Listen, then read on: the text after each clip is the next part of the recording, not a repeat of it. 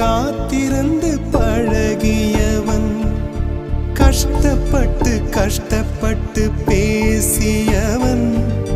நீ என்னை காதலிக்க உன் தாய்மொழியை கஷ்டப்பட்டு கஷ்டப்பட்டு பேசியவன். நொடிகள் எல்லாம் நோய்பட்டு என்னை சுமந்து போக மறுக்கிறதே. மொழிகள் எல்லாம் முடமாகி என் மௌனத்தை கூட எரிக்கிறதே. சுவாசிக்க கூட முடியவில்லை, என்னை வாசிக்க மண்ணில் எவருமில்லை. என்னை எனக்கே பிடிக்கவில்லை, காரணம் கேட்டால் தெரியவில்லை. நினைவுகள் நெஞ்சின்